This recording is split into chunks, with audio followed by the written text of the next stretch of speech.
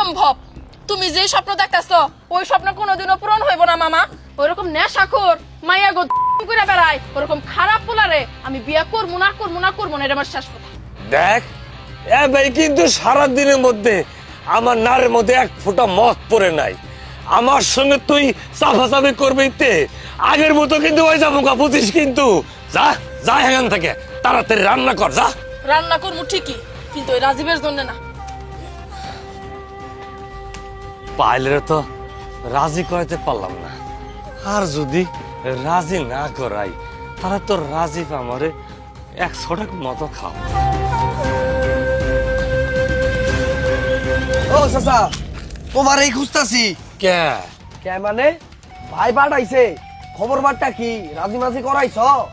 রাজীবের দিয়ে বাগনির বিয়ে, বাগনির তো রাজি করার পাইলাম না। হাই হাই রে, এই কথা যদি ভাই শুনে তাইলে তোমার খবর আছে আজকে।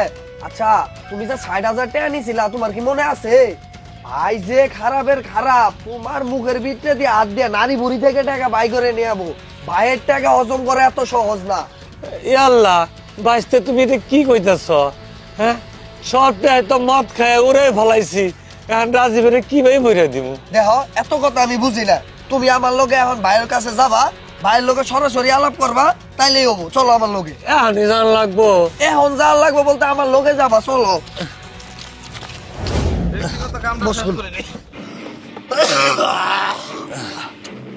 ভাই নিয়ে আসছি।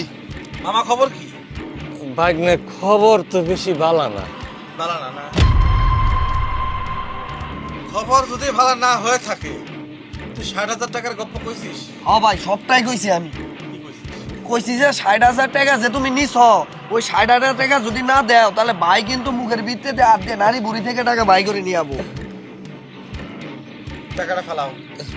এখন আমি এত টাকা কোন থেকে দিব? মদ খায় তো সব শেষই করে ফালাইছি। তুমি কোনো মানুষ ছিল না, বুঝতে পারিস? 60,000 টাকা যদি না দিবার পাও, আর ভাগ্নি তো আমার মনে হয় না যে এই শালা সুদির বেটা নিয়ে আসতে পারবে।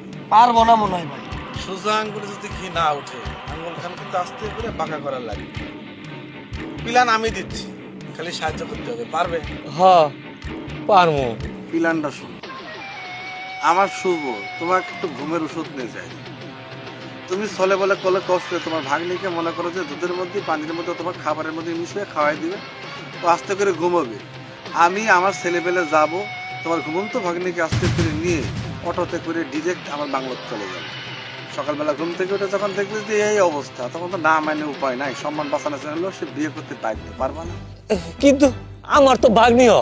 হ্যাঁ, এটা ভালোই বুঝো, তাই না? 60,000 টাকা ফেলাবা তাকে যেটা কইছে সেটা করবে। ঠিক আছে, তোমার যেটা ওইটাই করো। ঠিক আছে, নিয়ে যাও। বাবা, আজকেও আমার হাতটা চুল খাইতেছে। তোমার হাত বহুত চুল কইছে, আমি বহুত থামাইছি। আমার কাছে আরো হিউজ পরিমাণে টাকা আছে, কিন্তু আমি এখন আর থামাবো না। বাবা চুপ। এ, তোমার কাম হলি পারা, তারপর তুমি যাবে। নিয়ে যা। আচ্ছা তো চলো। এক বোতল। চলো।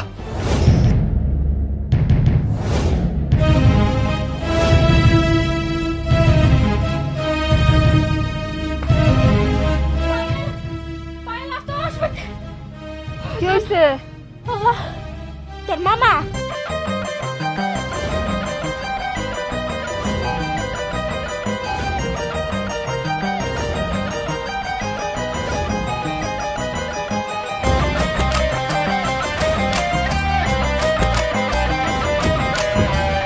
জীবনে আমি এই বিয়ে করবো না।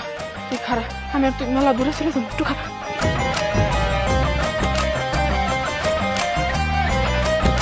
চল, খাবার খাবো। বস্তু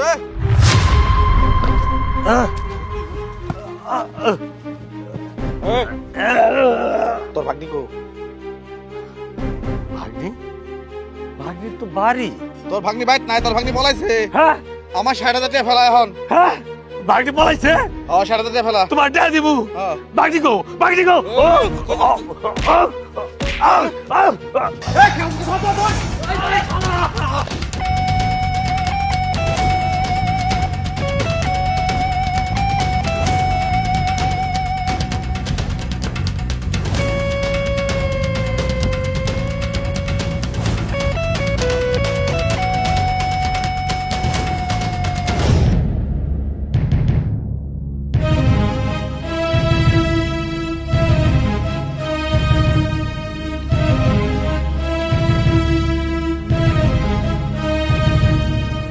কেরা আপনি?